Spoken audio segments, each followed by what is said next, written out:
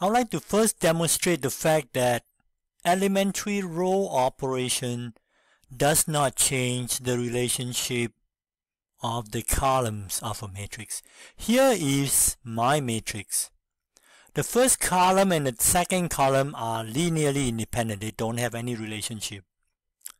The third column is 3 times the first. The last column is the sum of the first two. I'm going to do some elementary row operations here. For example, what happens if I multiply the first row by 2? I get this new matrix where second and third rows don't change and the first row is being changed. Is it still true that this is 3 times of that? Yes, it's true. Is it still true that the last column is the sum of the first two? Yes, it's true. So that is a verification that this kind of row operation does not change the relationship. And interchanging the row doesn't change the relationship. That's so obvious. Say, for example, if we interchange the second and the third row, look, this is what we get by exchanging these two rows. Is it still true that this is 3 times of that? Yes, it's true. And of course, this will be the sum of these two, sum of these two, and sum of that too.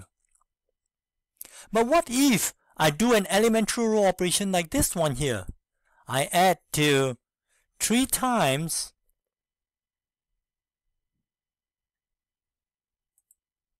the first row, minus 3 times the first row, and add it to the second row. This is what I get. But is it still true that this is 3 times of this row, or this column? You can see, yes, it's true. But is it still true that the last column is the sum of the first two? 2 plus 8, that's true. Minus 3 minus 20, that's true. 2 and 4, that's true. So from this little experiment, we verify the fact that elementary row operations do not change the relationship of the columns of a matrix. So let's use that to help us solve a problem like number 13. We now know that elementary row operations do not change the relationship of the columns of a matrix. So how can we use that to solve this problem? Look, U is actually the RREF of a matrix called A. We do not know what A looks like.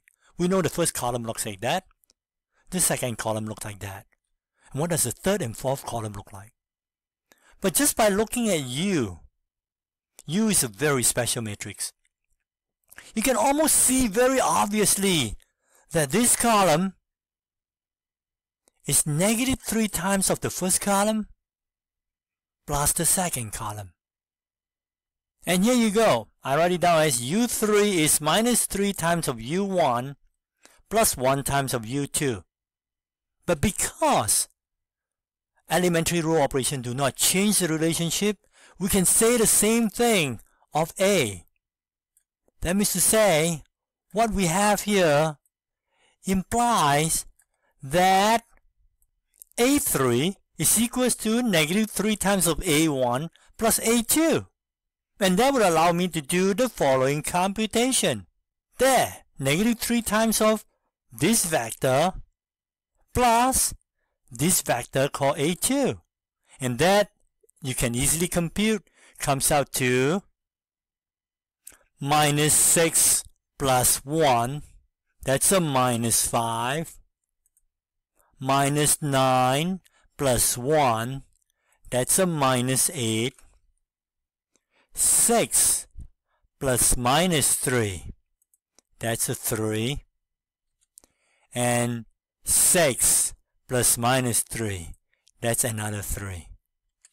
So using the same method, we can find a relationship between U4 together with U1 and U2 and translate it into a relationship between A4, which is a linear combination of A1 and A2.